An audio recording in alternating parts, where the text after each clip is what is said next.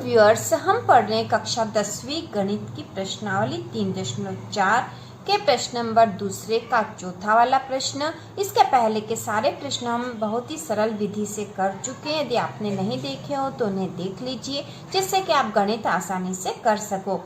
तो शुरू करते हैं। मीना रुपए 2000 निकालने के लिए एक बैंक गई। उसने खजांची से रुपए 50 तथा रुपए 100 के नोट देने के लिए कहा। मीना ने कुल 25 नोट प्राप्त किए। 25 नोट जो प्राप्त किए, तो उसने कैसे नोट प्राप्त किए थे? 50 और 100 के, क्योंकि उसने यही कहा था कि मुझे 50 और 100 के नोट चाहिए। तो उसने कुल 25 नोट प्राप्त किए। ज्ञात कीजिए कि उसने रुपए 50 और रुपए 100 के कितने कितने नोट प्राप्त किए। तो हमें यहाँ ये पता करना है कि उसने रुपए 50 के कितने नोट प्राप्त किए और 100 के कितने नोट प्राप्त किए। तो इसको हल करेंगे हम। तो जो हमसे प्रश्न में पूछा गया उसी को माना कि करके कर रहे हैं हम। तो यहाँ पे हम लिखेंगे माना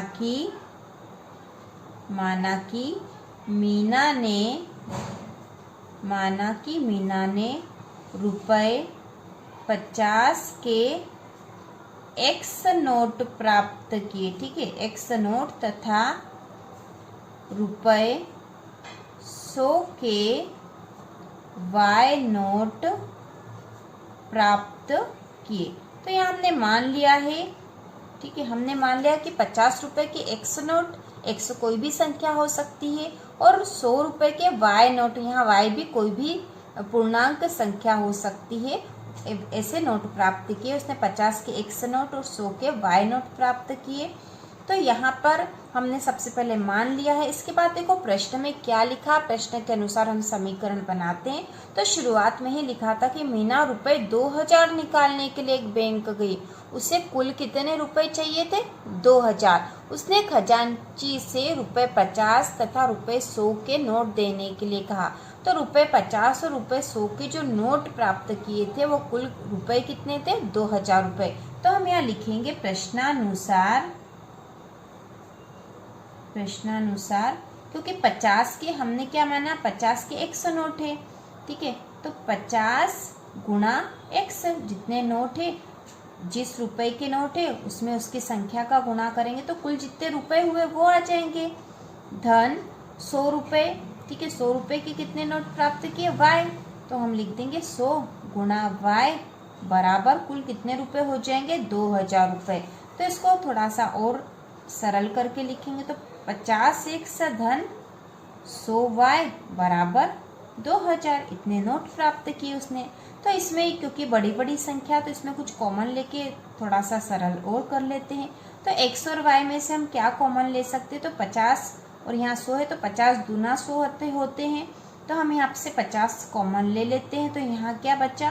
50 कॉमन ले लिया तो यहाँ बचा एक्स धन 50 दूना 100, तो यहाँ आ जाएगा 2 वाई। ठीक है, तो 50 कॉमन ले लिया, बच गया है एक्स धन 2 वाई, और बराबर के इधर 2000 है। अब इसको और थोड़ा सा हम हल करेंगे तो एक्स धन 2 वाई बराबर, क्योंकि 50 यहाँ गुणा में है तो बराबर के इधर इसको ले जाएंगे तो बट्टे में आ जाएगा। तो यहाँ हो जाएगा 2000 बट्टे 50, 0 से 0 काट देंगे, 5 एकम 5, 5 चौक 20 और 1 0 बच जाएगा यहाँ पे। तो एक्स धन 2 वाई बराबर 40। ठीक है, इसको हमने और सरल कर लिया तो यहाँ आ गया एक्स धन 2 वाई बराबर 40। इसे हम समीकरण 1 नाम दे देंगे। इसके बाद देखो और क्या कहा गया है, तो हम लिखेंगे पुनः प्रश्नानुसार।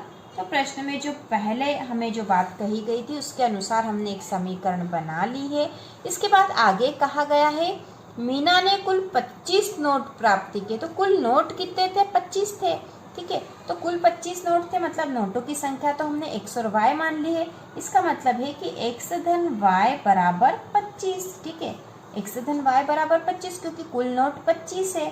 तो इसको हम समीकरण 2 नाम दे देते हैं। तो अब हमारे पास 2 समीकरण प्राप्त हो गई। इस समीकरण में भी एक्स और इसमें भी एक्स है, तो यहाँ पर हम विस्थापन विधि का प्रयोग कर सकते हैं। तो हम लिखेंगे यहाँ पर समीकरण 1 से समीकरण 2 को घटाने पर, अब इनको घटा देंगे तो समीकरण 1 क्या है हमारे पास है x धन 2y बराबर 40 और समीकरण 2 है x धन y बराबर 25। तो जब भी हम घटाते हैं तो नीचे वाली समीकरण के चिन्ह बदल जाते हैं। तो यहाँ पे जो नीचे वाली समीकरण है सब धन में है, ठीक है, इसके आगे कुछ नहीं, मतलब ये धन वाली ही संख्या है और ये भी धन वाली, तो ये भी ऋण की हो गई, ये भी ऋण की होगी और ये भी ऋण की हो जाएगी। तो इसको घटा देते हम, ये धन का x और ऋण का x है तो दोनों आपस में कट जाएंगे। अब यहाँ 2y है और ये ऋण का y है, मतलब ये इसमें से घटेगा, तो 2y में से यहाँ पर ये 1y है तो 2y में से 1y गया तो कितना बचा, 1y बचा। तो हम यहाँ लिखेंगे y ही लिखेंगे क्योंकि एक ही y है ये। और इसमें चिन्ह किसका आएगा, हमेशा बड़ी संख्या का। तो बड़ी संख्या धन की थी तो ये धन का y है बराबर 40 में से 25 घटाएंगे क्योंकि 25 ऋण का है, तो 40 में से जब 25 घटाएंगे तो यहाँ बचेंगे 15। तो y बराबर आ गया है, ठीक है, y बराबर आ गया है 15। और अब हम x का मान निकाल लेते हैं। अब हम लिखेंगे y का मान, ठीक है, y का मान समीकरण 1 में रखने पर, क्योंकि हमने y का मान निकाल लिया है तो इसका मान हम समीकरण 1 में रख के x का भी मान निकाल लेंगे। तो समीकरण 1 क्या थी हमारे पास, समीकरण 1 हमने बनाई थी x धन 2y बराबर 40। तो x धन 2 और y का मान अभी हमने निकाला है 15 बराबर 40।